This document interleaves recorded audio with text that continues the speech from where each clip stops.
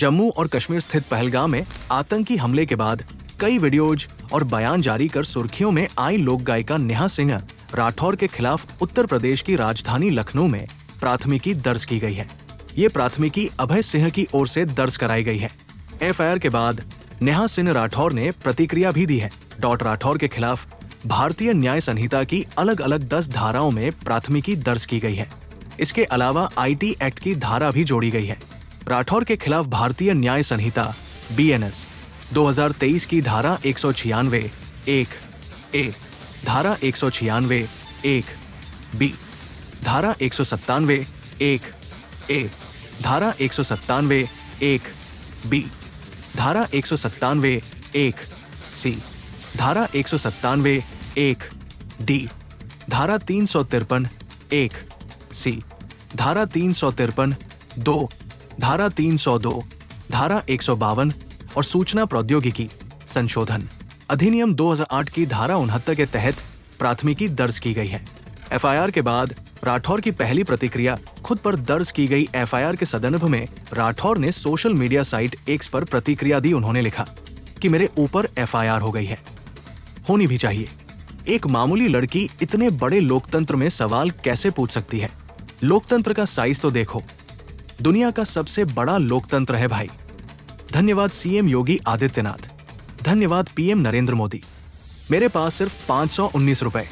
एक अन्य पोस्ट में राठौर ने लिखा, मेरे ऊपर लखनऊ में एफआईआर दर्ज हो चुकी है, क्या कोई वकील मेरी मदद कर सकता है? मेरे पास वकील की फीस देने के लिए पैसा नहीं है।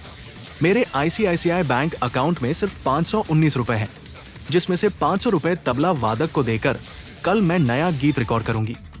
दूसरी ओर प्राथमिकी में कहा गया है कि लोक गायिका नेहा सिंह राठौर द्वारा आपत्तिजनक पोस्ट कर राष्ट्रीय अखंडता पर प्रतिकूल प्रभाव डालने, धर्म जाति के आधार पर एक दूसरे समुदाय के विरुद्ध अपराध करने के लिए उकसाया जा रहा है। अभय सिंह की ओर से उपरोक्त प्राथमिकी लखनऊ स्थित हजरतगंज थाने में दर्ज कराई गई है।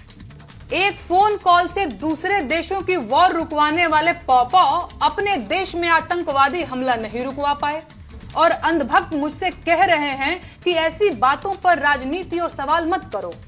तो किस बात पर सवाल करूं? शिक्षा पर, जिसे मुद्दा ही नहीं समझा जाता, या स्वास्थ्य पर, जिस पर सवाल करना अब आउट ऑफ फैशन हो गया है?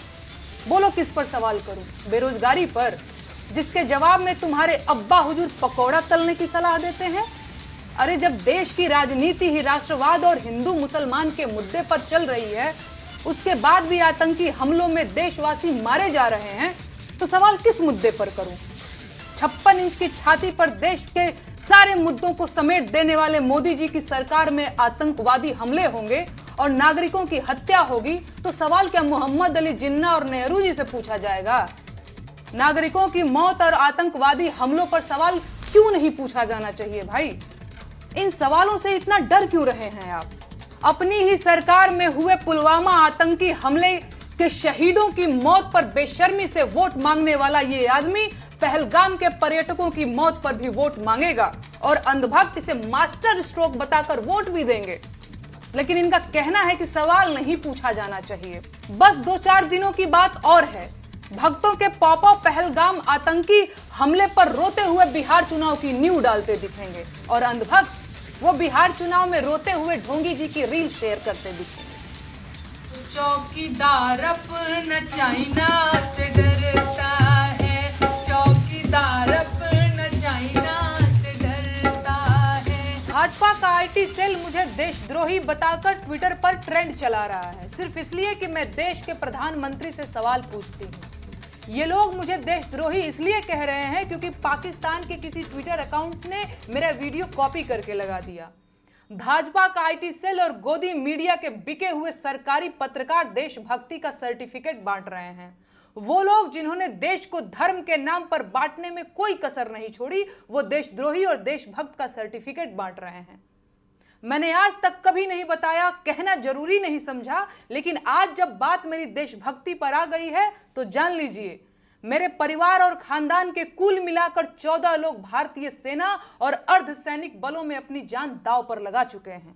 मेरा अपना सगा भाई अभी भी छत्तीसगढ़ के जंगलों में नक्सलियों से लड़ रहा है। मेरे अपने सगे चारों मामा आर्मी में अधिकारी रहे हैं, जिनमें से 2 लोग कारगिल की जंग लड़ चुके हैं। चाहे थल सेना हो या वायु सेना, मेरे भाई आज भी देश की सेनाओं में हैं और ये 2-2 रुपए के ट्रोल आईटी सेल वाले मुझे देशद्रोही कह रहे हैं। इनकी हिम्मत कैसे हुई? है औकात तो जाकर उससे सवाल पूछो जिसने देश को 10 साल में आतंकवाद से मुक्त कराने की बात कही थी। कहां गई उनकी 56 इंच की छाती? मुझे देशद्रोही कहेंगे ये बिके हुए लोग। कितने नेताओं के अपने बच्चे फौज में हैं, बताओ गिन के? पूरी भाजपा के नेताओं के जितने बच्चे फौज में होंगे उससे ज्यादा तो मेरे अपने रिश्तेदार और परिवार के लोग सेना में जान दांव पर लगा चुके हैं। अरे आज मैं कहूंगी कि देश का मेन स्ट्रीम मीडिया देश का गद्दार है, क्योंकि उसने कभी सरकार से सवाल नहीं पूछा और सरकार को मनमानी करने दी। वो पूछें या ना पूछें, मैं बार बार पूछूंगी कि पहलगाम में 2000 सैलानियों के लिए सुरक्षा की व्यवस्था क्यों नहीं थी? कौन जिम्मेदार है इसका? आतंकी हमले के बाद बिहार में रैली करना इतना जरूरी था? भाजपा का आईटी सेल देश का गद्दार है, क्योंकि उसने देश को हिंदू मुसलमान में बांटने की कोशिश की। है कोई जवाब? देशद्रोही कहेंगे ये मुझे।